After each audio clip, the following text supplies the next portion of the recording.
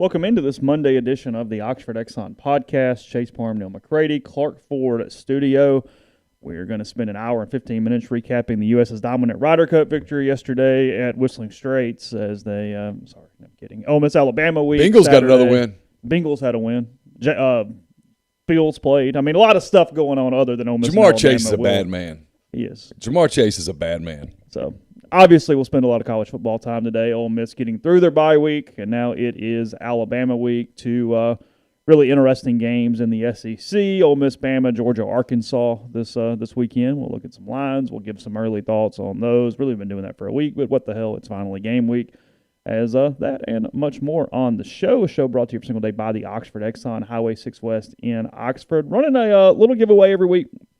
So if you follow the Oxford Exxon on Twitter, you head on over to the Blue Sky location here in Oxford. Take a selfie. Put it on Twitter. Tag Blue Sky or hashtag Blue Sky Rebels. You're automatically entered into a contest to win a official, authentic Ole Miss football helmet. They're going to do it every week of the football season moving forward, so take advantage of that. Again, head to the Blue Sky, take a selfie, hashtag Blue Sky Rebels, and you will be entered to win there for that helmet each week. And again, coming to you from the Clark Ford Studio. We are Clark Ford's in Amory, Mississippi, 662-257-1900. Call that number. Ask for Corey Clark. Tell Corey what Ford product you're looking for. He'll send you a quote within 15 minutes in business hours, right to the bottom line. No hassle, no haggle. You get your quote. The rest is up to you. You can shop that quote around, of course, or you can do what I've done, what I recommend that you do, and that's hop into a Clark Ford today, 662-257-1900. Guest will join us this week on the Rafters Music and Food Hotline. Rafters Music and Food on the Square in Oxford. Be a great place to hang out this weekend if you're not going to Tuscaloosa. Looking for a place before the game, during the game, after the game to enjoy a burger, po' boy, great appetizers. If you just want to have a beer, they got a great selection. You want a full bar, you might after that game Saturday. Who knows, one way or the other. Rafters Music and Food on the Square in Oxford would be a perfect place for that. There's also Rafters in New Albany and Rafters on the Water at Sardis. So I spent a lot of time in front of screens over the course of the weekend, the bye week, did a few things around the house, but watched a ton of golf, watched a lot of football. How did you sort of manage keeping up with things considering you were at a soccer tournament for like 47 hours of the 48? So we drove to Ridgeland on Friday. We got there late. Actually went to bed early because we had to get up early. I got him up at 6. We had to be at the fields by 7 because he had a game at 8. So he had a game at 8. They lost that game. It was pretty physical. It was I was glad my wife wasn't there and that I was because I handled the stuff. Anyway, we got back to the hotel and he took a shower and all that and turned on a little bit of the 11. I actually watched because I've been making fun of game day. I wanted to say, I'm going to give game day a shot, see if I'm missing something. Mm-hmm. And so while he was showering and stuff, I pulled out my laptop, started working on 10 Thoughts a little bit, and turned on game day. And I stand by everything that I said a week ago. It's later years Mike and Mike on the webcast where it's just background stuff. Yeah. There's nothing overly compelling. It's just there. That's what it is. I mean, I don't want to – because one day I hope I get to be an old man. Yeah, sure. Okay, one day I hope I get to be a really old man. That'll be great. It means that I didn't die yet. Mm-hmm. But Corso's done. Yes. It's sad at this point. It's really sad. Yeah. And Herb Street clearly cares about Lee Corso, the man, and is spending a lot of his energy trying to sort of protect him. Yeah. That's the show. They do some sob stories. They do some happy stories. I did like, and I just wrote about this on the message board a little bit, fans are going to have to start accepting that this 11 a.m. game is huge for TV. Yeah, it's the number 2 time slot in the SEC group of time slots, and it's an old way of thinking because there's still so many people that go, oh, God, 11:30 is JP. That's Jefferson Pilot. That's Lincoln Financial, whatever the hell we call that for years and years and years, or Raycom. It's no longer the case. It's 2:30, CBS, that's number one, and now that'll obviously be ESPN at some point whenever they take over.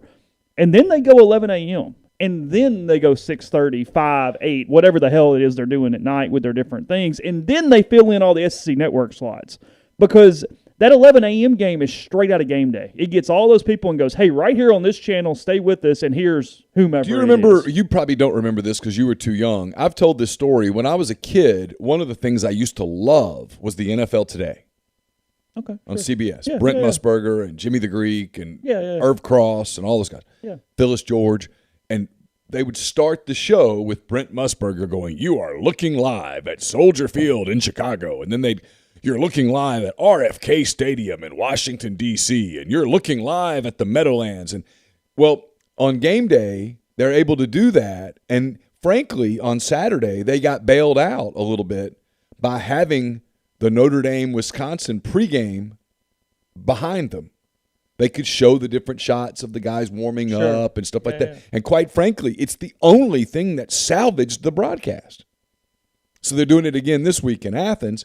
And frankly, if I'm them, if I'm the hand-raised guy for game day, I'm like, hey, these 11 a.m. games, they work better where we're for here, us. This is not a bad deal for us. And I get why fans don't like it. I totally get it. I get why media loves it. But from a TV standpoint, so to answer your question, by the end of the day on Saturday, we were so tired. He actually fell asleep before 10. Getting Carson to go to sleep before 10 usually requires an act of Congress. Like Kentucky, Florida was on, but I was checked out a little bit mentally.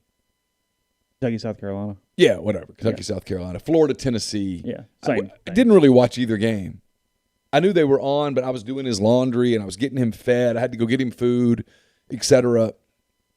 But my point was those games to me felt less big than the 11 a.m. games. LSU, Mississippi State felt bigger than Florida, Tennessee because of the time slot. And I get why it's an hour early. And in an ideal world, I think you would follow the NFL TV schedule. Noon, 3:25, 7:15. Yeah. But there's too many games. Yeah, of course. And so you can't do it that way. So you need that extra hour built into the day. So I get why fans complain about it. But this isn't me picking on fans or you picking on fans. But when fans go 11 a.m. sucks, that means they don't like us. No, it doesn't. It actually means they like you more. Like, yeah, they're throwing Auburn LSU at 8 o'clock this week. But it's because there's so many games. And also they get Tiger Stadium. You get and the that whole deal. And so if you have some sort of a night thing, like the Penn State whiteout, looks better at night than it does at 11 a.m. Well, I'll tell you, my TV watching, because I was really into State and LSU. I was curious by that game. It ended up being a fun game, not a well-played game, but a fun game. It was like your March Madness game that ends 60-58 on a buzzer beater, and you go, hey, that was fun. It's a sucky game, but it was fun. I actually went back and watched some of that. Yeah. And I've got some thoughts. Yeah, we'll go ahead. Arkansas A&M, watched a good bit of that. And I just had golf on a second screen all day. I was just kind of watching the Ryder Cup. It was playing out. But my point being, by the time I got to the night games, I was sort of TV'd out. I was sort of tired from all of it. I'd watched a couple other games. I watched the end of West Virginia and Oklahoma, rooting for West Virginia. Sure. Just praying for a Mountaineer win for the hell of it. I watched a little bit of Kentucky and South Carolina. Kind of echoed your thoughts there a little bit. I've been really impressed with Shane Beamer's ability to get his team to play. Now they suck, but also Kentucky is just very okay. They're better than maybe the old Kentucky, but they're not ready for some huge step. But my point being, I watched a couple of those games, and that was kind of it. After that, it was like, all right, I'm out. There was no night game that made it overly compelling for me as the night went on, and I have a hunch. I mean, obviously we'll be working, but even if we were not working and doing the show during that time period, when you have Georgia, Arkansas, and you have Ole Miss, Alabama, unless those two games are crazy blowouts and something unexpected, I'm going to kind of be beyond it a little bit for LSU, Auburn, and go, whatever. Sure. I mean, they will have to pin me in a little bit at that point, I feel like. Yeah, we'll talk about the games a little bit, but yeah, from a TV standpoint, you've got a very compelling 11 a.m. game, a very compelling 2:30 game, and by the night, I mean, what you're counting on is Auburn LSU being drunk. But it's two very flawed football teams. Yeah. So you're counting on all the aesthetics to kind of get you through it. Like the ultimate, hey, be college football. Yeah. Like do college football things. Even the 5 o'clock game, Florida-Kentucky, is kind of interesting. Yeah. Not as interesting as I thought it would be, because I don't think Kentucky's as good as I thought. Kentucky's just a worse version of Florida, but sure. Yeah. But I don't know. I mean, the 11 a.m. game's a big slide. I'm expecting TV news today for next weekend. Yeah. You don't think they'll 6-day it? I mean, I guess they could. If I'm going to 6-day it, this seems as good of a week as any. Yeah, and they might do it. Just in case. If I'm them, and I know they try to, I'm saving my 6-day as long as I can, but this might be the time to use it. They don't like to use it early. They get 1. Is that really it? Yeah. Yeah. Mm. If I'm them, I think I know Arkansas's not beating Georgia. The only way that Arkansas-Ole Miss is a primetime game, let's be real for a minute. If they both win. Is if they both win. And if you're betting on it from a TV standpoint, take your fandom out. That's not a great bet. Right. Arkansas's not beating Georgia. They're just not. And Ole Miss can beat Alabama, and some people think they will beat Alabama, but Alabama doesn't lose much in Tuscaloosa. Mm-hmm. And so if you're the TV planning people, betting on that is kind of shaky. Sure. And so Ole Miss and Arkansas both coming off of a loss, it's not your 2:30 game. Now, someone said CBS has a doubleheader next week where they have a 2:30 CBS game and then a 7 CBS game. Sure. I know that Alabama, Texas A&M's been told for a long time that game's a CBS game. Whatever time that I know that to be a fact. Okay. Now, could they change it? Sure. You have 3 really interesting games from TV slots next week. You have the 2 we're talking about, and you have Georgia and Auburn. Yeah. Those are the 3 games that have some TV impact. And Auburn, despite the fact that they're not very good, and they fired their wide receivers coach on Sunday, they are undefeated. No, they're one loss. They're one loss. They threw up hellacious numbers, though, against Penn State from a TV rating standpoint. They did. Up there. They did, and they get eyeballs. Yeah. And your normal viewer in the Midwest is not going to go, you know what, Georgia State really should have beaten Auburn, so we're not going to watch that game on Saturday night. Just your casual fan doesn't think like that. Yeah. They see 3-1, 4-1, the Auburn uniforms, and go, sure, sounds great. I'm sure CBS would love to know that Auburn beat LSU. I think that would make it simple for them. Yes. One loss Auburn against undefeated Georgia is easy. We'll look at some lines and talk about the games from the past weekend kind of as we go through the lines like we usually do, but we've got a few minutes for the first break. You wrote about this in 10 Thoughts, and expectations are funny things. I mean, Ole Miss, you said it before we started the show, the Ole Miss fan base seems freaked out, nervous, and paranoid right now above all else. Opportunity makes things more nervous, being competitive. Frankly, there's never been a more college football start to a college football season where everyone is flawed and you're just trying to get through games because there's no way to predict what the hell is going to happen in this college football season in any way. Style points are frankly meaningless. I mean, Iowa, frankly, could have lost to Colorado State on Saturday. I mean, this is dumb. But we didn't. You did not. We held on. You didn't cover, but you held on. Point being, you're just trying to get through each week. Whatever the hell that looks like for each team. Everybody's flawed. A win would be monumental considering what everybody else on the schedule looks like, frankly. However, this is a process. This is still a build. And if you lose in Tuscaloosa on Saturday, that doesn't mean the season's over. That doesn't mean that huge goals are not still possible for this season and then obviously moving forward, for God's sake. It doesn't mean Matt Corral doesn't get to play quarterback anymore this season. I mean, just take a breath. I do think, as we play therapist, and I think it's where you're going too, not trying to steal your thunder, is that enjoy this a little bit, guys. As we play therapist for you this week and after the game, win or lose or whatever that looks like, Ole Miss was dead and buried in one of the laughingstocks of college football 24 months ago, give or take. Less than that. Yeah. 22 months ago. Chill out. Things are good. You're ranked 11th or 12th in the country, depending on what poll you would like to be. They frankly could be higher than that. Everything's looking fine. Everything's on an upside. You're a good SEC college football team, so take the week, enjoy the week, and whether you win 42-35 or get beat 52-7 on Saturday, wake up on Sunday and go, hey, You need to beat Arkansas, get to 5-1, and play LSU. If they lose 52-7, you're on your own Saturday post game. I'm done. I'm You're done. I'm not going there. Phone lines are open. Oh my God. Yeah, that's where you'll have to pay a therapy fee to get into the call. Yeah. We'll have a therapist on the call. Call somebody and go, hey, you want some billable hours? No, but you're right. I mean, look, 22 months ago, Ole Miss was on that Thanksgiving night. By the end of the weekend, they had other people to share their misery. But on that Thanksgiving night, they were the laughingstock of college football.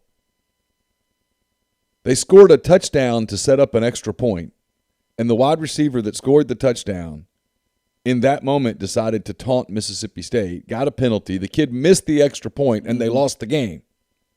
Wasn't that long ago. We had a pandemic that makes people think that everything was a decade. Like 14 years ago. But it was less than 2 years ago. And look where you are today. You're, what are they, 12th in the country? Yeah, 11th or 12th, depending on the poll. So you're top 12 team. Probably should be ranked higher than that. You're playing at Alabama.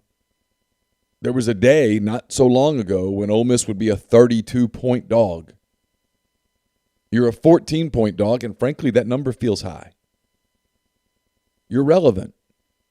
It's a proof of concept game a little bit, but you frankly have proved your concept. You scored 40-something on them last year. Yeah, I guess that's my point, is no matter what happens, it doesn't change trajectory. It doesn't change the system or the plan or anything on those lines. It's just an opportunity.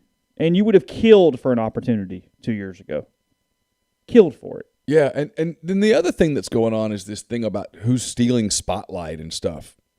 Look, if Ole Miss beats Alabama on Saturday, I don't care what happens in Athens or anywhere else. Yeah. You'll be the lead story. Yeah.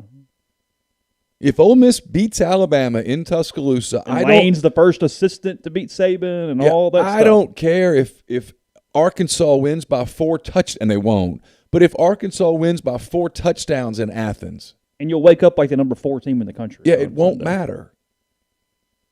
And rankings, Lane Kiffin, this is not me, Lane Kiffin said, and he's exactly right. So who cares?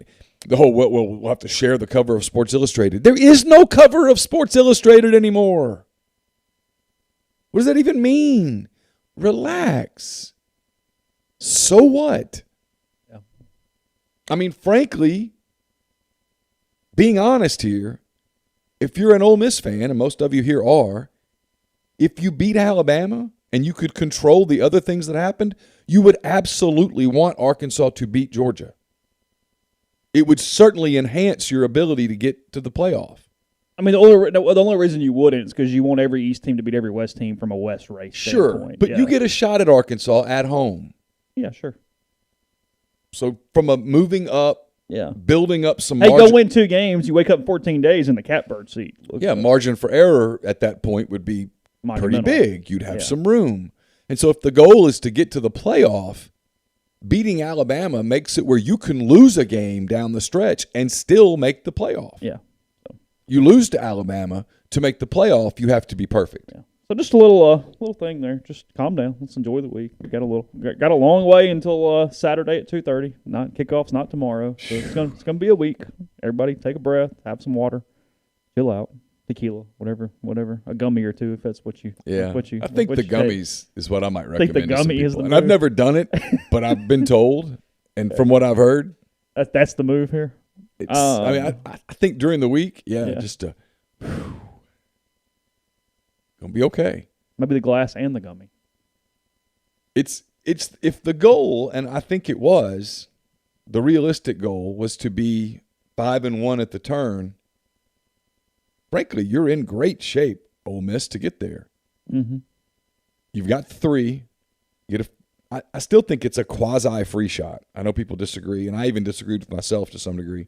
But you get Arkansas at home coming off of 2 physical, emotional games, and then you go to Tennessee, and they're just not very good before LSU comes to town. Yeah. And so if you'd offered Ole Miss before the year, hey, 5-1 at the turn when LSU comes to town, are you in? Yes, in. It's like the people that are doing the thing about Arkansas. They're playing with house money for a little while now. Yeah.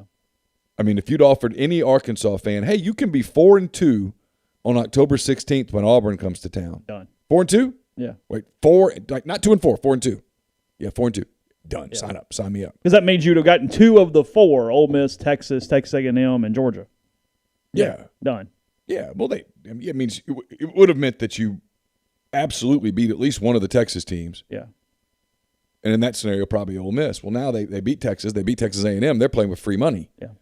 Until their next game where there's like something riding on it, realistically, is Auburn on October 16th. Yeah. Then they get Pine Bluff and a weekend off and Mississippi State. I mean, they can go for a run right then. Yeah.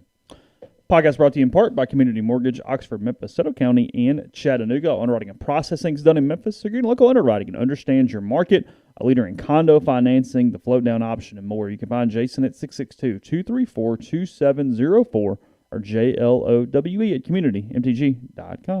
We're also brought to you by Walk-On's Sports Bistro. They put everything they've got into bringing you game day with the taste of Louisiana. Dig into their mouth-watering Louisiana cuisine like po' boys, gumbo, voodoo shrimp, plus fan favorites like juicy burgers, fresh salads, quality, fresh ingredients you can't help but crave. The opening is today, 720 Highland Colony Parkway in Ridgeland. The people at Walk-Ons were kind enough to invite Carson and I over on Saturday for their soft open. It's a fantastic location. Tons of TV screens, great lighting. The food was great. The service was absolutely excellent. So if you are in the Jackson area this week, head over to 720 Highland Colony Parkway in Ridgeland. If you are looking for employment, be a great group to work for. Stop by the restaurant, try to join their team today. Walk-On's Sports Bistro, more than a restaurant. I'd like to welcome a new sponsor to the show, brought to you by BroThrow. It's a social sports betting network. It's free to use. I was introduced to BroThrow recently. It's a really cool, fun way to bet. There's no third party, so there's no juice to lose. Over time, that saves your money. You can start your own group. You can make friends and invite your friends. Payment happens within 24 hours of the conclusion of your bet, which is always good. You can take the other side of an existing bet, start a new bet, and more. You have to sign up, and you have to be approved. So go to bet.brothrow.com/MPW. Again, bet.brothrow.com/MPW to get signed up today. We're also brought to you by Muddy Water Camo. Enter the promo code Rebel Grove. Get a 35% discount on any products from the site. Free shipping on orders of $100 or more. They've got lots of new products on the site now. They've got the new Muddy Water Lady Camo apparel. They've got the Tri-Zone heated vest and jackets. It's going to start getting cool here soon. So go to muddywateroutdoors.com, enter the promo code Rebel Grove. While you're there, while you got the promo code all ready to go, use it at deadsoxy.com, deadsoxy.com. Enter that at checkout for 25% off your entire order of the best socks you'll ever put on your feet, including the Mississippi-themed socks that you can see just by clicking the Mississippi State icon there. Not university, the state of Mississippi icon at deadsoxy.com. Speaking of Arkansas, that game, I guess, about 12 days away now?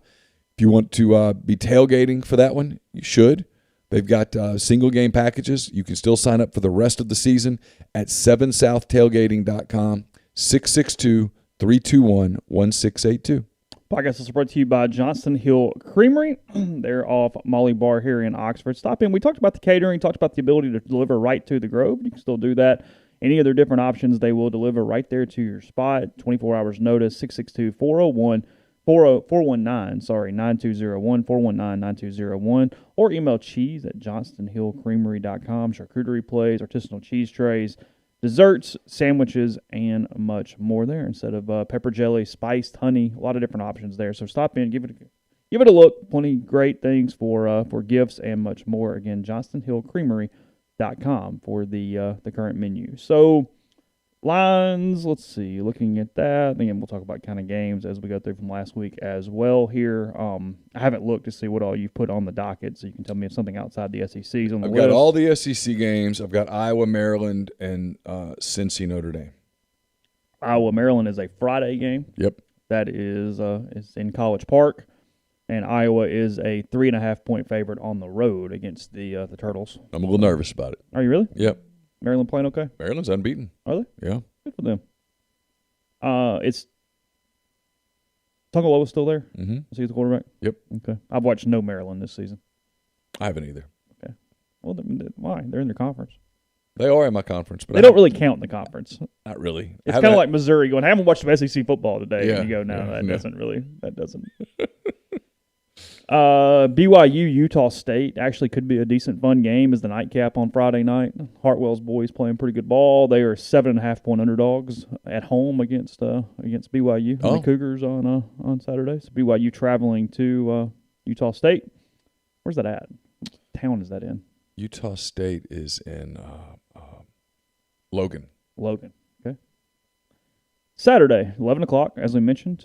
Arkansas at Georgia. It opened at 18.5, and it's sitting at 18 right now on this one. So the Hogs and the Dogs. My initial inclination is to lay them. Arkansas played incredibly well. We'll get to A&M in a minute. But here's what Arkansas does, Chase. Yeah. Everyone gets hung up on stories. They get hung up on what Jefferson can do, what he can't do. They get hung up on Pittman and his personality, and the national media was like, oh, this is a terrible hire, and it turns out it was probably a really good hire because he fits so well, and the kids play for him and all of that. They're really good up front. Offensive line is very good. Their defensive line, they can get pressure with 55, I can't think of his name, Williams, I think, is a stud. A&M had a hard time blocking him. That was one of the big problems. Everyone goes, Calzada sucks, Calzada sucks, Calzada sucks. And don't get me wrong, he does kind of suck. But most quarterbacks suck under pressure. Mm-hmm. Tom Brady wasn't great last night because there was a lot of pressure on him. LA's good, by the way. The Rams are very good. But it's what Arkansas does well, is that they're very good rushing 3. Well, if you can get pressure with 3, do the math. Now you have 8 in coverage. Their linebackers are pretty fast. And Odom's a very good defensive coordinator. That all plays in together. Offensively, I just don't think they have enough. Yeah. There's still a bad version of Georgia, which is the problem for them here, is that Georgia is by and far the best defense in the country. They are incredible. Yes. It's almost like. So, yeah. They're the best defense money can buy. Yep. How Arkansas scores is beyond me. I have no freaking idea. So they'll have to hit some trick plays. I don't know that works. They're not just lining up and going 80 very often. The one thing Arkansas does do that I think is going to make Georgia play fairly honest is that if Burks can play, and he left the game and didn't come back. Yeah. You do have to account for him. Yeah. You got a home run threat out there.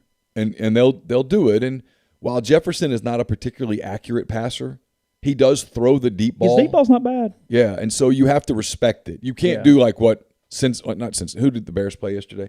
The Browns. You can't do what the Browns did against Justin Fields going, you're not going to pass it, and we know you're not going to pass it, so here we come. Mm-hmm. That won't work because they do have backs. And, look, they're a good team. I mean, everybody's doing this thing about, well, Texas is overrated.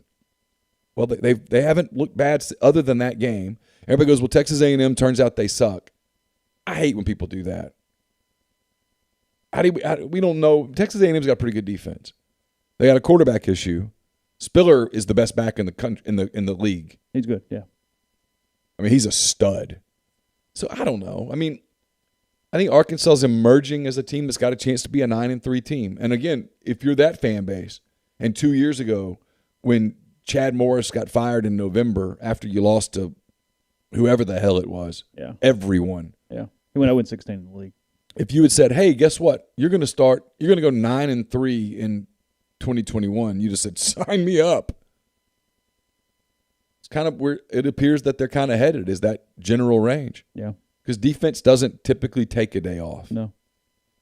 This is the hardest matchup for them this season. For sure. And these 2 games are bad matchups for them. Yeah.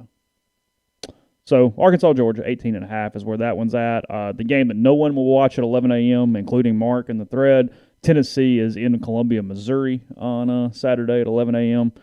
Missouri is a -3 favorite there at home against the Volunteers. I actually think Tennessee has a shot here. Yeah, I watched more Missouri-Boston College than I care to admit at 11 a.m. on Saturday. Missouri can't – okay, so we talked about Arkansas a minute ago, Yeah. so let's turn to Missouri. Uh-huh. They can't stop the run. No. So you can't get off the damn field. The quarterback's fine. He's fine. He's okay. Yeah. There's worse quarterbacks in the league. He's probably a little, and this is very relative, he's probably a little overrated because of how we jumped on him last year. For sure. But he's fine. Yeah, he's not hurting them. No, he's all right. They lost on Saturday not because of him. No. They can't get off the field. Boston College stayed on the field forever with a backup quarterback Yeah. because they didn't have to Well, throw you the run football. it. I mean, you give up – they give up 300 yards of rushing offense? I mean, something like that. Don't hold me to that. Whatever. I was Not focused on I was Missouri, watching Boston soccer. College. Well, frankly, I got in the car after Boston College had scored to take the lead, and we had one of those just revolving college football shows on, and they said Missouri tied it. I'm like, holy hell, what did he kick, a 60-yarder? And I was about right. Give that kid credit. Made a 56-yarder to send his team to overtime. Yeah. I mean, you did your part. Yeah, I just don't think they can stop anybody. We get hung up on stuff. It's still a game played at the line of scrimmage. Yeah, Tennessee has a chance there. Both teams are bad, average, whatever you want to call it, Missouri, but it's winnable for the Vols. I thought the little bit that I saw, I thought Tennessee was respectable against Florida. I think Florida's good. I think that's what we're going to find out as the season goes on, is that the Gators have a pretty good team. I don't think they could beat Georgia, but they very well could go 10-2 Yeah. without. Frankly, I'm not sure anyone can beat Georgia They might be the best team in the country. if they do anything offensively. Yeah. If JT Daniels is what everybody tries to make JT Daniels, this thing would be over. Yeah, I mean, 13 points wins a game for them. Yeah. Texas and TCU, God help you. It's -4.5. Texas on the road in Fort Worth. TCU lost to SMU over the weekend. Yeah, and Patterson's getting salty. Yeah. He always has had the ability to get salty if Yeah. anything kind of goes weird. Texas made a QB change after that Arkansas game, and they appear to be playing better. Yeah. North Carolina -18 against Cutcliffe and Duke. Carolina losing to Georgia Tech over the weekend. That thing's over for Mac Brown for the season. Done. Let's see. Minnesota and Purdue. Minnesota with a bomb losing to Bowling Green over the weekend. They were a 31-point favorite. Lost. Help us all. PJ Row your Fleck. boat. Hey, son, you had a chance to get out. Yeah. Get out. Minnesota is not the job you stay for when you have a chance to do anything else. Nope. There needed to be a hand-raised guy in his room.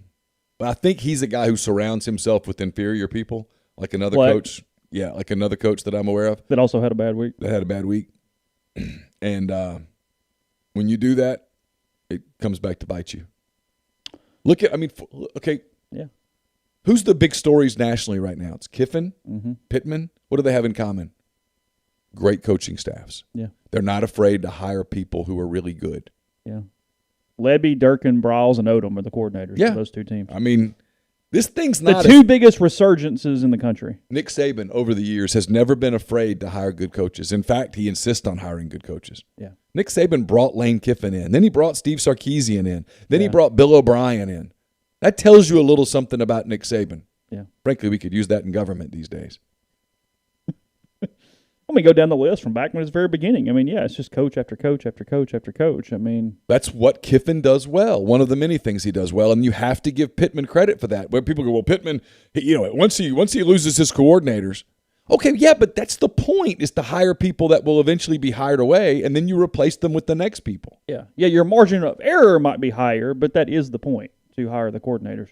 I mean, if you bomb on some coordinator hires, you're going to suck, but it is what it is. That's the way it works. Michigan and Wisconsin, whatever. Wisconsin open as a 4.5-point favorite. It's down to a pick 'em now in Madison against the Wolverines.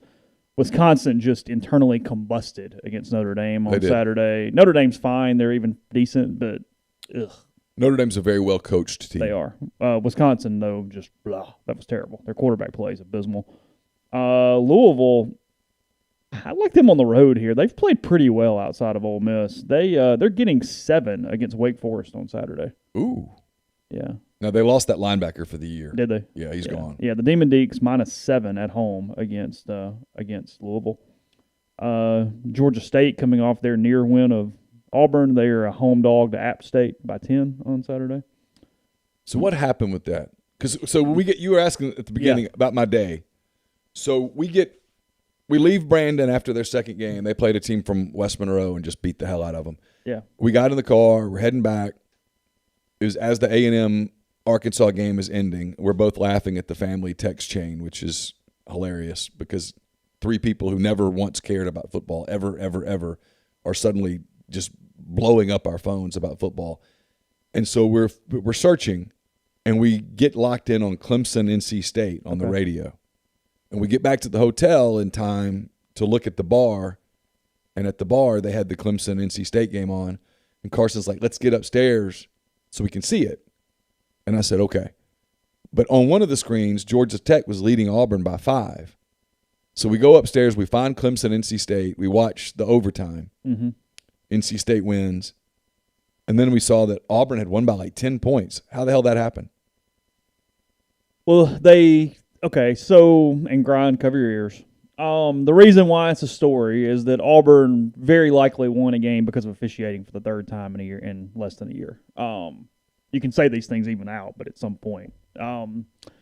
They drove 99 yards. Was this Curlis's crew, by the way? I think so. I'm not 100%. Grind can tell me. I'm sure he's been immersed in it. But I read a quick AL.com story on it, but that was it, other than seeing the play.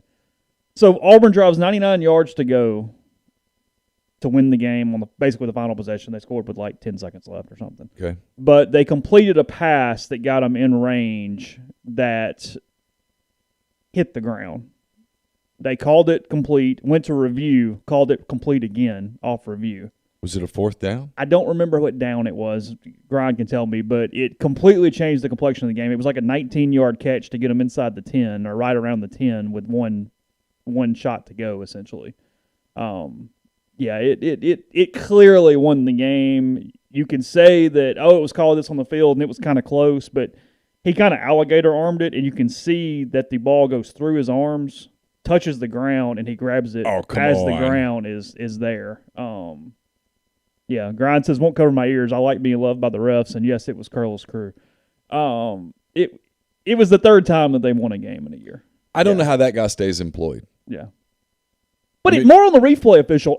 Live, I'll even give him a break. Live, sure. It's a bang-bang play, but they had a second – Grind said it was third down, so it would have been fourth and whatever. On the second replay angle, though, from behind, I mean, you can see he's doing this, and the ball goes through. The nose hits the ground as he grabs it, and they keep it a catch on. And that's where the conspiracy stuff comes from, when the replay doesn't get it right. Yeah. That's where the conspiracies get going, where you're like, so someone protected Auburn? Yeah. Because I'm not judging the guy on the field on a bang-bang athletes doing all kinds of stuff. Sure. Yeah, fourth down, I mean, you really should see the play. Auburn's running for their lives. Looks like the game's over, and he throws the ball in the end zone, and it's caught for a touchdown. Yeah. I mean, it was skin of teeth. That Georgia State running back had a day. Fullback. Sorry, they ran a fullback, and he had a day. That probably should alarm people. Because there's some teams on the schedule that can run the football. Well, they fired the wide receivers coach, so, I mean, that's all's well. That's not a great look, is it? 4 games into the first season, and you're already need a scapegoat? Yeah, Grind, what's the reasoning? What was the change for? I'll let you tell us because I haven't been focused on this. Clemson, by the way, just not very talented on offense. No, they're bad. We can do a lot of the, they're whatever. No, they're not very talented. It's quarterback play. Yes, and they're not very good at the line of scrimmage. I do love the no apologies. You're actually making me laugh, Grind. Yeah, I mean, not your fault. It's almost kind of like a Tim Corbin thing. Well, I mean, hell, I don't know. What do you mean to do? Yeah. I mean, you mean to tell him it was incomplete? Like, what do you even do about it? So, I don't know. Whatever. Remember that commercial where the little boy, he touched they were like about. It was one of those PSAs. It was like, be a good person, pass it on. Yeah. And the little boy tipped the ball as it was going out of bounds, and they called it on the other kid. He goes back and tells the official, "You're like, no, son, no. We benefit from the call. Let's win the game." Yeah. You will not be blamed for this tomorrow. Hey, no, Coach, I touched it. I touched it. Well, I'm going to tell you what, bud. If he makes this bucket right here, it's the last damn thing you're going to touch. Oh, Jesus. We'll continue in a second. First, tell you about Northeast Spark, NESPARC, the Ignite Internet Package, 100 Mbps, or the Blaze, the 1 gig that powers the Clark Ford studio. Your hometown team bringing you world-class broadband, nespark.com, 662-238-3159, phone service, parental controls, network security, a wireless mesh extender, and much more. So call the office for details and get the best internet in the Oxford area. Again, 662-238-3159. If you guys never listened to another ad, just based on what I'm sensing this week, listen to this one. GameChangerPatch.com. Many of you really need to go to GameChangerPatch.com. Because if Monday is any indication of what Saturday is going to be like, you're going to need it. Go to GameChangerPatch.com. Just order a bunch of stuff. Enter Rebel Grove 20 at checkout for 25% off your purchase. If you're looking specifically for what to order, you want to get the 2-patch system. You're going to need the warm-up patch before or while you drink. Frankly, some of you need to drink. And the overtime patch is what you're going to stick on your upper thigh or your shoulder or whatever makes you happy, to recover while you sleep late Saturday. So that you wake up Sunday, it's not going to be quite as bad as it would have been. Might not be bad at all. Mm-hmm. So go to GameChangerPatch.com. I feel like that's a PSA today. That's fine. I mean, GameChangerPatch.com, Rebel Grove 20 at checkout, 20% off your entire purchase. Do it today. You'll have it in time for Saturday. You're going to need it. ACS also sponsors the show, Automation and Control Systems, LLC. It's a complete electrical control system solution provider and a Rockwell Automation recognized system integrator. They've got a full-time dedicated emergency service and troubleshooting staff and a UL 508A panel shop. They can custom tailor software packages, custom design electrical control panel solutions, and much more. ACSLLCMS.com or 662-601-4381. Pinpoint Commercial Real Estate is based out of Jackson, Mississippi. They service the entire state in all commercial asset classes such as retail, office, industrial, and land. Sam and BB are Ole Miss grads. They pride themselves on hard work and maximizing value for their clients. This week's property spotlight is on the Medical Parkway in Flowood, Mississippi. It's 94 acres situated around the newly opened Sheraton Hotel and Conference Center there in Flowood. It's an excellent opportunity for hospital, medical office, professional office, and retail users to position themselves in one of the most vibrant submarkets in Mississippi. So give Sam and BB a call, 601-586-3220, to learn more about the Medical Parkway. Blue Delta Jeans makes the best fitting, most comfortable jeans in the world because they are uniquely made for you and only you. Raw denim jeans, custom fit, hand-tailored in Tupelo, Mississippi. One size fits one at BlueDeltaJeans.com. Go to the site. Go to their virtual tailor, and you can be measured and design your newest jeans in just a couple of minutes. It's BlueDeltaJeans.com, promo code Rebel Grove at checkout. One word, all lowercase, Rebel Grove, 10% off your entire purchase. We're also brought to you by Lammon's Fine Jewelry in Oxford. Lammon's at 1126 North Lamar Boulevard in Oxford has been serving the Oxford area for more than 73 years. Engagement rings, wedding rings, fine jewelry, watches, pearls, fashion jewelry, children's jewelry, collectibles, and more. Lammon's is the gold standard in fine jewelry. LammonsFineJewelry.com or call them at 662-234-2777. We'll have hand-raised guys on Thursday night. We'll watch the Mighty Bengals against the Jags with you guys and talk college football and more. It's brought to you by Comer Heating and Air, Southern Air Conditioning and Heating, different names, same great products and services. If you live in Oxford, Tupelo, or the surrounding area, call Comer at 662-801-1777. If you live in Hernando, Memphis, or the surrounding area, 662-429-4429. Podcast is brought to you by Visit Oxford. Visit oxfordms.com. Go to the events page, see everything going on locally this week and every week. Next week when Arkansas heads to town for SEC football. Tunes around town back on Friday night, 5 to 7, double-decker bus tours, and much more. So to find out everything going on here locally, again, visit oxfordms.com/events. Let's see. Yeah, very much an Auburn family, not a Harsin firing there in the live stream. Down games real quick. USC giving 6.5 to Colorado. Talk about a pillow fight as Oregon State hammered the Trojans in the Coliseum on Saturday night late when everybody kind of going to bed. It was a rough one there for SC.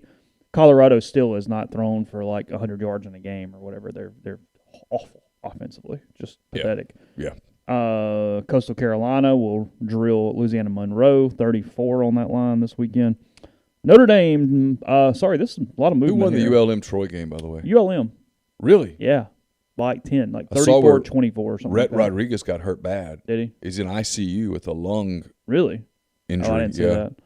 Notre Dame open is a 1.5-point favorite against Cincinnati. That has now been bet to Cincinnati minus 2.5. Yeah, I've got it at Cincy -3. Okay. Yeah, it opened the other way at 1.5. Well, Notre Dame's quarterback situation probably problematic right now. Well, look, they scored 31 points in the fourth quarter against Wisconsin. They had like 60 yards. It was all stuff. It wasn't like they blew them out down the line of scrimmage over and over and over again. Let's see. Troy is at South Carolina. Considering what ULM just did to them, this is a really small line. You wrote it. I said it earlier. Beamer has done a pretty good job here in year one, just kind of keeping them afloat. South Carolina only -7 against Troy this week in Columbia. It opened at 8.5. Now it's 7. Yeah, I've got it at 7.5. But yeah. Confusion abound here on this Ole Miss Alabama line. I'm pretty sure what has happened is 20 was the line that it opened for in the summer, so that technically is the open, even though it's not the game week open. Vegas and a couple of the sport books that came out with the new game week lines had it at 16.5, but it got bet to 14.5. I mean, within like 3 minutes, it went from 16.5 to 14.5. It's pretty much stabilized there. So I've got Alabama and Ole Miss at 14.5 across the board. So it met resistance at 14. Yes, that was it. It was 20 in the preseason. It went to 17 on DraftKings last week. Yeah. It went to 16.5 at a Vegas Open yesterday, and then went to 14.5. I mean, literally within 5 minutes. So 14.5, 14, somewhere in there is kind of where this thing is sitting right now. Yeah, and that doesn't shock me. It was kind of in the margin of what we were talking about over the course of the week. I mean, it's Alabama. They don't lose a lot of home games. Mm-hmm. Very, very few. Obviously, we're going to talk a ton about it over the course of the week. What's your initial thought on 14? I've got it at 14 for our picks. 14. I'd love the 14.5. It feels like Ole Miss stays within 2, but I'll tell you. I mean, I feel like Florida playing Alabama is so close, even though it was 21-7 there at one point. Alabama's still Alabama. Like I feel like we're in bizarro world a little bit, and I don't think this is just we cover Ole Miss. I think it's just in general. I think the college football world, because the college football world is searching for parity so much right now, and Lane Kiffin's so popular and all these things. I almost feel like Alabama's a little underrated right now, very relative to the situation. Now they have some flaws, but what worries you a little bit if you're Ole Miss is that they've done a pretty good job against wide receivers.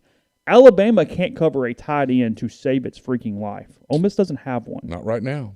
So what does that mean? Now, do they try to do some backfield stuff? Do they move Drummond into close to the line of scrimmage? I mean, we'll look at that as the week goes on. But their biggest flaw defensively is not something that Ole Miss, unless they scheme to it, has been doing offensively. So I don't know. I mean, I'm just inside the number, but at the moment, I'm picking Alabama to win the football game. Oh yeah, for sure. Yeah, I'm trying to decide how close I think it might be. Yeah. Can Ole Miss get it into the fourth quarter? If you would like to put some money line on things, you can. Because here's where you find out what Vegas really thinks. So money line right now, the best. This thing has been changed a lot too. It's not very good actually. It opened crazy big. You could have gotten Ole Miss all the way up at like some 700s and 800s at one point. Oh, wow. Now, though, however, the best Alabama line, if you'd like to bet on Bama, is minus 600. You got to bet 600 to win 100. So they don't want anything to do with that. They don't want you messing with that. Yeah. And then Ole Miss, they're only giving you plus 475. I mean, it's good. It's really, really good, but it's not crazy for considering where that line opened at least. So, Ole Miss, if you'd like to bet 100 on the Rebels, you would win 475 should they win the football game. So, where we got it right now. That's interesting. Yeah. Yes, there's a lot of talk about Drummond. I don't know what the word on Hudson Wolf is. I mean, it just took him forever to kind of get well, and he was limited in camp. And I mean, it's only still late September right now. Last I've heard, he's coming along, and maybe I have no doubts. Let me say this. I believe this to my very core. They have saved some things for this game. 100%. No doubt. It's been pretty vanilla to this point. They knew they were going to win these first 3 games. Yeah. They privately knew they were going to beat Louisville. Yeah, he was not even a little worried about Louisville. Here's the proof of the Louisville thing. If Lane Kiffin had been worried about Louisville, he would not have said a word about his symptoms. Yeah. They opened with Alabama and been like, he'd have been like, hey, just give me some Flonase here. Yeah. They knew they would beat Austin Peay, obviously, and I think they knew they were going to roll over Tulane. So they're saving some things. There's talk about using Drummond in the slot. I buy it. You mean closer to the line of Closer scrimmage? to the line of scrimmage and putting Ely in the slot. Look, we saw a lot of that during the practices. I wouldn't be surprised if this is the game where Snoop Connor gets a lot of carries. Mm-hmm. To try to soften them up a little bit. A little bit. Yeah. We'll see. I don't know. It's going to come down to this, really. You have to take – and Alabama's been focused on its running game the last couple of weeks. You've got to be able to slow that running game of them. Otherwise, they're going to wear you down and get you out of that set that you want to run. Mm-hmm. That's the chess match. Can they force you to take a defensive back off the field and bring in another lineman, bring in another linebacker? Where all of a sudden they can take advantage of some of the things that have been able to do. And Ole Miss has benefited a lot from being able to play 6 DBs because they've got a bunch of good ones. Yeah. Florida State's 0-4. They're giving 5 to Syracuse at home in Tallahassee this weekend. Let's see. Think he gets fired this year? Do they still abandon paying the ship? other dude? Oh, I mean, they're paying a lot of people. I mean, do they abandon ship though at this point, or do you ride it another year? He can't stay if they go literally like 2-10 or something. I think he has to win like 4 games to keep his job. He might keep it at 4. So he's got a really unhappy roster. I mean, Everybody's pissed. It's a mess. Yeah. Yeah. Oklahoma giving 10.5 at Kansas State. Tulane giving 3.5 at East Carolina. Hot take, real quick. Yeah, sure. Oklahoma's average. Oh, they're very average. Rattler's not been very good. Ole Miss would beat Oklahoma. Yeah, Rattler has been very average. Let's do this. How many teams in the SEC West today would beat Oklahoma? Alabama would beat them. Ole Miss would beat them. Auburn would play with them for sure. A&M would play with them for sure. I think Arkansas would beat them because I think they'd stop Rattler. And Oklahoma's defense is kind of soft. I would actually give Arkansas the nod over A&M. LSU would have a real shot. They would. They'd have a real shot. State would. And State would play with them. It would be a close game. State's inability to do anything but throw close, short passes is just. But defensively, they're okay. They're okay. And their secondary's kind of good. Yeah. I mean, I want to tell you, welcome to the SEC West, boys, when you get here. You better get better on the lines of scrimmage. This finesse, I almost said a bad word. This finesse stuff won't work. No. All right. Scrolling through for anything of any consequence. Florida and Kentucky, that's in Lexington. Florida opened at 7.5. They're now at 8. Florida I've got 8. it at 8.5. I'll probably lay in those. Kentucky just has done nothing to gain my interest over the last few days. Credit to the boys, though, in Lexington. They covered. They were favored by 5.5, and they won by 6 on Saturday. Had to squeak it out. We all had – 3 of us had bad weeks, and it would have been even worse if Kentucky had not covered. NC State, fresh off their win over Clemson. They get La Tech at home, 19.5 on that one. That's a big win for our boy Dave. It was. Dave Dorn beat Clemson. I mean – Well, they had that stinker in Starkville, and otherwise they've played okay. Yeah, they have. They're going to do the same damn thing they do every year. NC State's going to go 8-4 and go to the Belt Bowl. and go to the Belt Bowl. That's what they That's do. who they are. Yeah. Iowa State, they lose over the weekend. They're 33-point favorites against Kansas, though. They'll pull that one out. Yeah. A&M in College Station. I think Matt Campbell's going, I maybe should have left. Even him, yes. -9 on this one. Aggies in Starkville. Look, A&M does not suck. A&M has a quarterback problem. Yes. However, tell you what else they have. They have a proof of concept issue. If the goal at A&M is to just be a really good football team, they're a really damn good football team. What it has showed me, though, is they're nowhere close to actually challenging. That left tackle had nightmares Saturday night. Yeah. That cat went to bed 55 for Arkansas. He was like the way I dream about snakes and wake up screaming. Mm-hmm. He was waking up screaming about that guy. They've got a problem. Yes, Duke Mayo Bowl. I apologize. It is no longer the Bowl Bowl. I stand corrected. They can't protect up front. Mississippi State's okay up front on defense. Yeah, it's got a chance to stay inside the number because Calzada's. A&M is again overrated. They continue to be the A&M that we all know and love that does stupid things and loses games throughout the year. This is Jimbo too, right? This kid's got a cannon for an arm. Have you seen the kid throw? Yeah. I mean, the ball's electric. Throw. And I get it was his first game, and I get they had the injury, but Colorado has gotten the hell beat out of them in the last 2 weeks. Oh, yeah. The hell beat out of them. And they were very fortunate to win that game. Yeah. They Frankly, I think Texas is better than Texas A&M right now. Yeah, A&M completely overrated relative to actually competing for a national title this season. But as good as they are on defense, this is a wasted opportunity. They are really good on that side of the ball. They fly around. They're pretty they're pretty disciplined. Their concept is strong. Mm-hmm.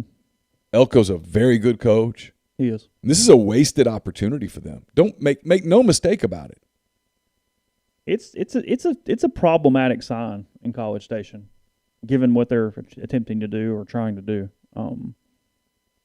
Frankly, Jimbo looks a little old for the first time. His offense is decrepit. I mean, there's stuff there. Well, I mean, Odom beat Jimbo on Saturday. Yeah. I mean, lost in all the KJ stuff was that A&M got the one big run by Spiller, which was almost all Spiller. Yeah.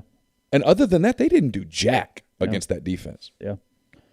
UAB opening their new home stadium. It's really sharp in Birmingham. It's so nice. Against Liberty this week, 1.5-point favorites for the Blazers against the Flames. Blazers and Flames. Liberty coming off that loss to Syracuse on national television. So can we stop the Liberty crap now? Can we quit? Are we done now? I mean, I want to quit. I've wanted to quit for a long time, and everybody does this. Oh, God, Liberty, Liberty, Liberty. No. And Willis is a fine quarterback. He's good. He's going to play in the NFL. But nobody else on that team is. No. And he's not the number one pick in the draft or something. Hell no. Boston College is at Clemson. I just want the under. I don't care what the under is, but I want the under in the Eagles and the Tigers. Yeah. This line's too big because neither team can score. 16. Clemson's got to score 16 points first. Where's the game? In Clemson. Oh, well, it might not be an advantage for them now. Yeah, I mean, God help us all. UConn's at Vanderbilt on Saturday. Is it bad that Vanderbilt's giving 14 points and I'm almost inclined to lay them? It's at 14.5 now. UConn is. Vanderbilt, until a final push, had fewer yards than Georgia had points on Saturday. Did you see this running thing on Twitter? Yeah, At one point, it was 62-56 Georgia. Carson got obsessed with the Vanderbilt game Saturday for some reason. And he kept giving me these obscure stats from that game because he thought it was so funny. Well, it was. It was the worst I've ever heard of an SEC team getting beat. I know the answer to this, so the question's somewhat rhetorical. Sure. But why? Why are they still in the league? 77 yards of total offense. Only 54 through the first three quarters. Why are they still in the league? Because they get a really big check. Yeah, but why is the league not going, hey, you at least have to try? It's hard to kick a team out of the league. But couldn't the league call them and go, you have to try? We're giving you a lot of money. What are you doing with it? Yeah, you have to try.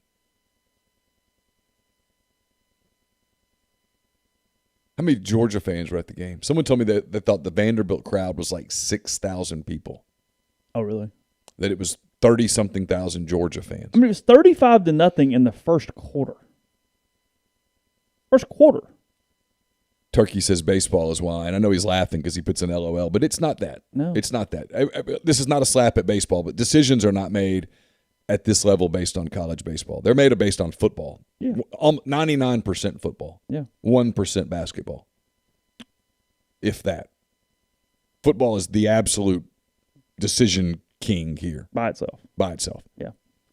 But they don't try, Chase. The stadium's decrepit.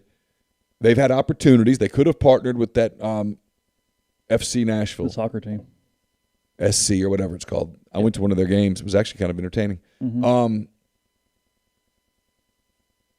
They could have done that. They chose not to. They don't want to spend any real money. I think it's just as simple as, well, everybody in the league goes, hey, it's a fun weekend in Nashville and your team's going to win.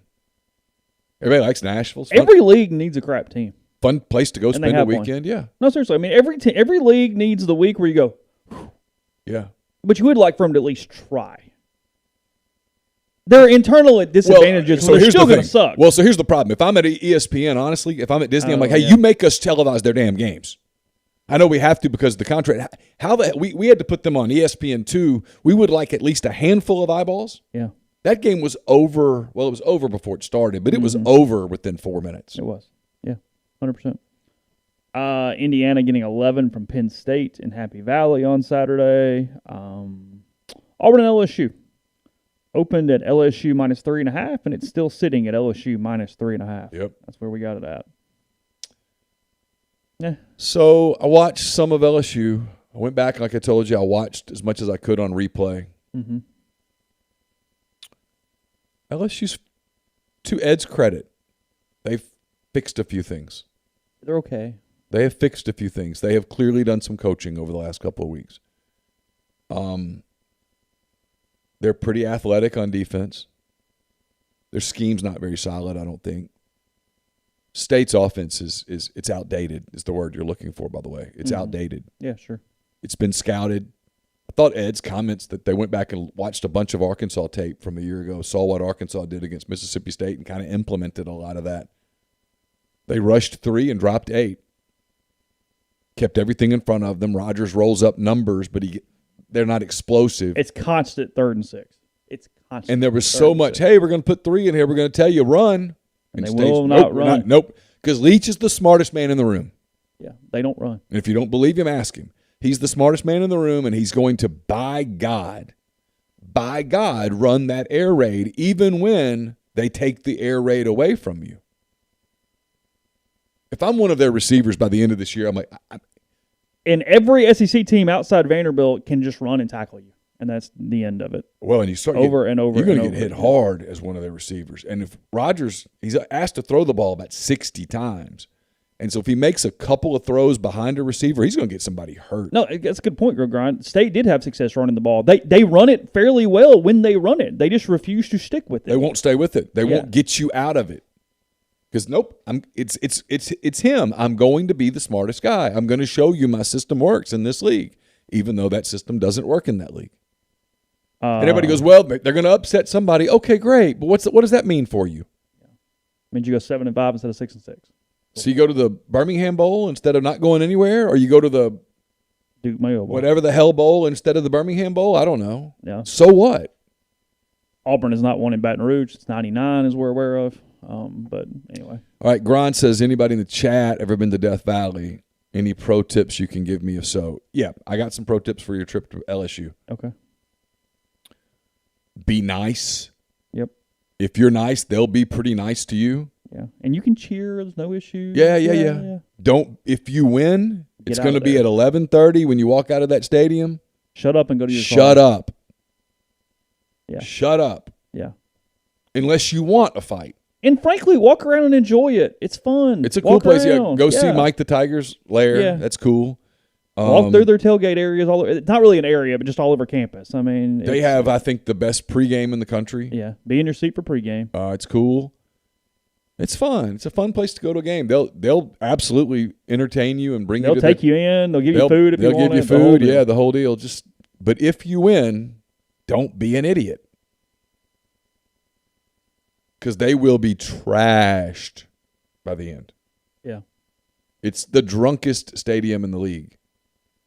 I get the fans that go, no, I'm going to support. I don't hate the neutral color thought, though. It doesn't hurt to wear neutral colors into that place. Yeah. I get it, but I get it. Just heads up on that one. You want to go all in, all orange? Yeah. I've been there 5 or 6 times. Let's Yeah. Maybe wear the white shirt. Yeah. Pair of jeans. Mm-hmm. Just be cool. Yeah. So, Podcast brought to you in part by Nick's Tan and Associates for all your real estate needs here in the Oxford area. NicksTanOxford.com, the sponsors of my weekly 3-2-1 football content item. Even though it's a bye week, we'll have that up here in a day or so. And you can go to the website. You can click on it through the content item or on my message board signature. Again, NicksTanOxford.com. They've got gallery view, map view, talk with agents, and much more. I've used them multiple times. You should give them a shot as well. So again, that's 662-281-1200 or nickstanoxford.com. Sounds like it could be a pretty eventful week in recruiting. We'll have a lot of recruiting coverage over the course of the week, and then we'll talk about it sometime late in the week on the Soft Verbal. That's brought to you by the College Corner. It's your one-stop Rebel Shop. 2 locations in the Jackson area. It's next to Fleet Feet in Ridgeland. It's next to Flowwood. In Flowwood, it's next to Half Shell. If you don't live in Jackson, it's okay. Go to collegecornerstore.com. Plus, you can find them on Facebook and Instagram. Whether you're tailgating in Oxford or home gating with friends and family, the College Corner has you covered for game day.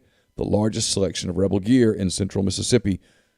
We're also brought to you by Pinnacle. We'll have a Mind on My Money up later this week that's brought to you by Pinnacle. To learn more, go to mypinnwealth.com, MYPINN wealth.com. Brought to you by John Edwards, Regency Travel Incorporated in Memphis. He's part of Virtuoso. It's a worldwide network of travel partners that allows John to supply his clients with added values, unique benefits simply not available to other travelers. Get in touch with him, give him some parameters, give him a budget, and let him give you options. And no, you don't have to live in or near Memphis to take advantage of his services. 901-494-3387 or jedwards@regencytravel.net. We're also brought to you by Grenada Nissan. If you're in the market for a Nissan vehicle, Grenada Nissan's the place to go. They've got a complete selection of new and previously owned Nissan vehicles. Great lease deals as well. It's GrenadaNissanUSA.com. We're brought to you by Whitney McNutt, Tommy Morgan Incorporated Realtors, serving you for all your real estate needs in Oxford and Tupelo. Whitney sells condos, land, commercial, and residential family homes. 662-567-2573 or 662-842-3844. They've got offices in Ridgeland, Canton, Jackson, and Oxford, and Service Specialist has been connecting candidates and employers since 1967. They're the oldest staffing company in Mississippi. Whether you're a new college grad or a seasoned professional, whether you're in engineering, dentistry, accounting, law, manufacturing, human resources, or more, get in touch with Service Specialist.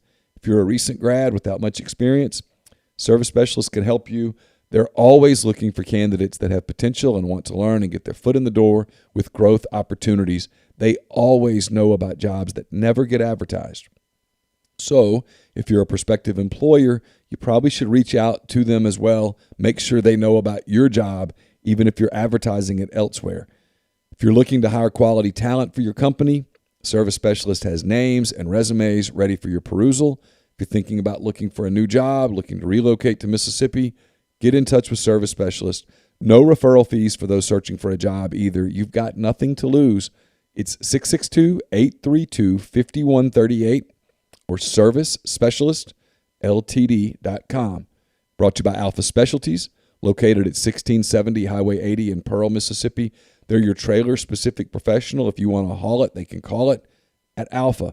It's the premium trailer dealership in Mississippi. They've got load trail, Hallmark cargo trailers. They can do work with third parties to have game day trailers, concession trailers built, spare tires and wheels, trailer parts, a trailer repair, everything there at Alpha. 601-932-9798 or alphaofms.com. Podcast also brought to you by G&M Pharmacy and Tyson Drugs. G&M, they're on South Lamar and Oxford. Tyson Drugs on the square in Holly Springs, 662-236-2222. They deliver locally in the Oxford area, and they offer medicine. Fill your prescriptions the same day each month and take care of you, whether it's one delivery or one trip to the pharmacy. Get everything you need when you need it and made easy there with G&M. Again, 662-236-2222. So Ole Miss moves up in the polls this week. Number 12 in the AP, number 11 in the coaches poll. Arkansas, obviously, the big jumper there, catapulting above the Rebels after the win over A&M. From an Ole Miss standpoint, looking around, they've got one vote at number 8, 2 votes at number 9, several votes at 10, several votes at 11. Robbie Falk had them at 10. The Mississippi voter Cecil Hurt has them at 11. and then a ton at 12, a few at 13, 3 at 14, 2 at 15, 1 at 16, 2 at 18, and 1 at 19 there, closing out the poll. Win on Saturday, you'll get first place votes. Yeah, You'll skyrocket. Yeah, way up. The way Arkansas did. And if you lose a close game, they're not going to drop you. It won't drop much at all. Yeah. It's a free shot from ranking standpoint. Yeah, sure. Whatever that means. Yeah, look, if they win the football game, they'll be in the top 5 when they wake up on Sunday. That's what will happen. So, backing up real quick. The poll, Alabama with 58 of 62 first place votes. Georgia at number 4 gets 4 first place votes. Oregon, Penn State, Iowa rounding out the top 5. Oklahoma still at 6. There's been nothing about Oklahoma that looks 6. It's by God, if you win, you do not fall, no matter what it looks like. It's lazy. Cincinnati at 7, Arkansas up to 8, and Notre Dame 9, Florida at 10. Florida's too low at 10. Yeah. Ohio State, Ole Miss, BYU, Michigan, A&M. They fall to 15.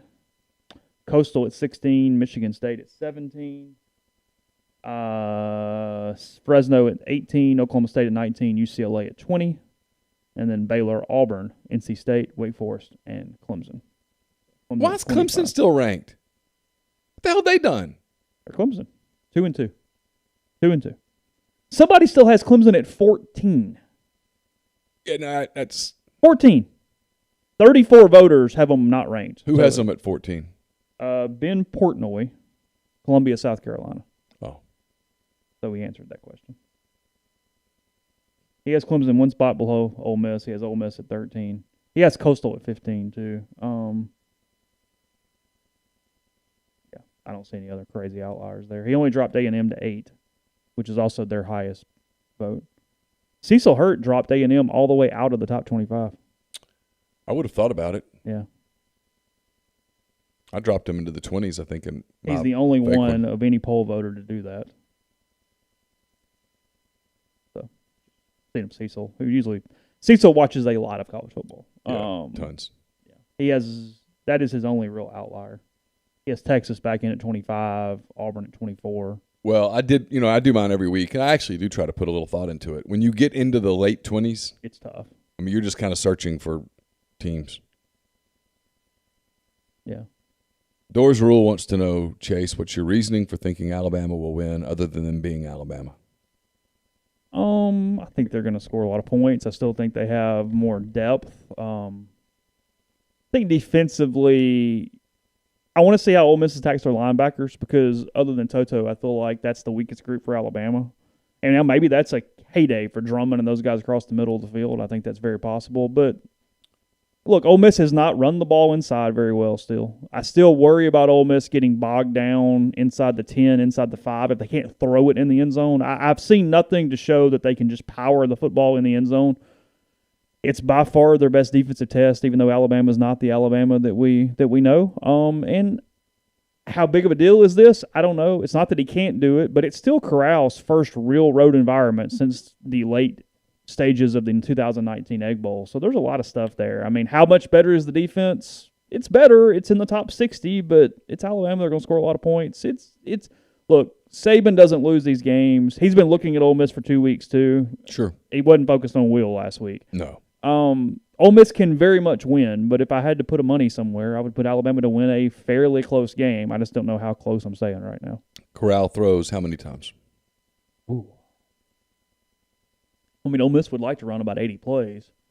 Okay. 35. Anything more than that feels Too much. Too much. Yeah. Something like that. That's kind of what I think. There was a COVID year. He started at Arkansas, but there was no crowd. I mean, it wasn't 100% anywhere. Yeah, he played at Arkansas. Yeah, last year is completely out from a crowd standpoint. Yeah, it won't be anything like what they'll run into Saturday. Yeah, no, he's played at Memphis, and he's played against Mississippi State there at the end during the comeback. Those are his road games of any consequence to this point.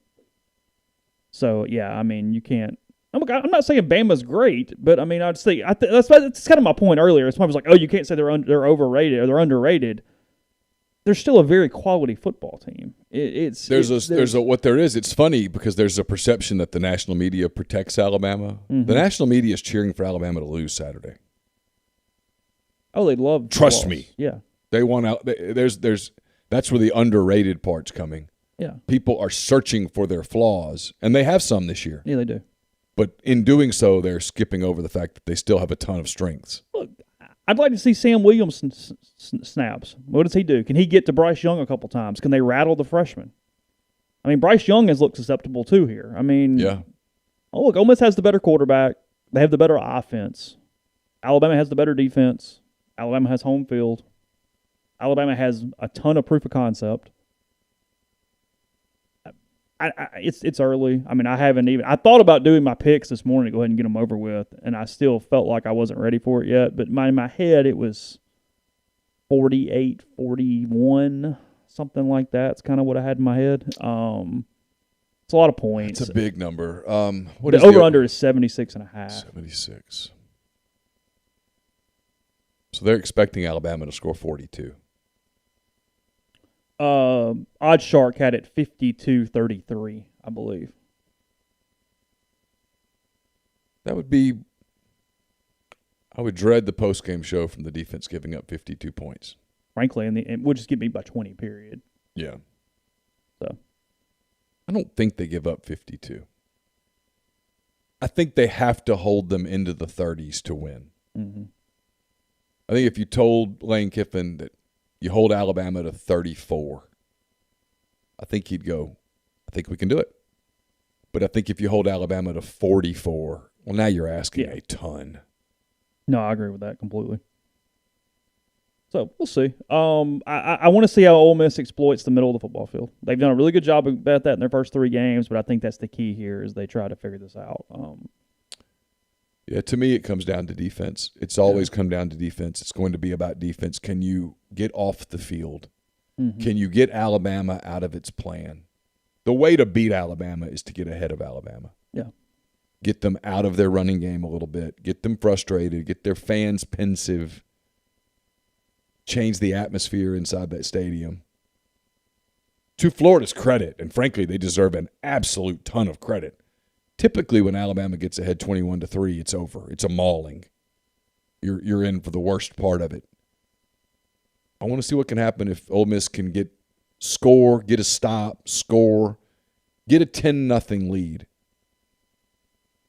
See if you can get them to do what Texas A&M did the other day, which is, you know what, we can't run Spiller anymore. We got to throw it. We got to go play action. We got to do this. See if you can make the kid make a mistake. He's a very talented quarterback. But he's very young, and this is his first SEC game as a starter. Second as a starter. He played against Florida. Yeah. Frankly, he was the reason they beat Florida. Yeah. So you want to see if you can mess him up, if you can get him out, but you've got to get them off the field. And if you're Alabama, what you want to do is you want to run clock. You want to keep Matt Corral on the sideline. You want to get Corral thinking, hey, I don't get but a certain number of chances here. I got to go for it and get him out of his patience. Because he's been great through 3 games about being patient, take what they give you, wait to take your big shot when they give it to you. If I'm Alabama, I want to see if I can test that. If Matt Corral finishes the game on Saturday still with 0 interceptions, Ole Miss wins the football game. Yeah, I think so. I think if Ole Miss doesn't turn it over, they win the game. Alabama's counting on producing 2 or 3 turnovers. Yeah. So first thoughts there, Alabama and Ole Miss. Well, like the 8 thoughts will continue as the week goes on. Neal? I'll be talking to Chance Campbell a little bit later today. Our weekly visit with the Ole Miss linebackers brought to you by The Rogue. It's your destination for fine men's clothing. Their stylist hand-select pieces from top designers. From work to lifestyle to nightlife, there's the perfect something for everyone at The Rogue. All the best items from Peter Millar, Martin Dingman, Jack Victor, Halsey True Grit, and more. 4450 I-55 North in Jackson or therogue.com. And while you're in Jackson, stop by 1685 High Street. Go see our buddy Joey Erickson at Heron Gear Chevrolet. Let him help you find the vehicle you're looking for at a price you can afford.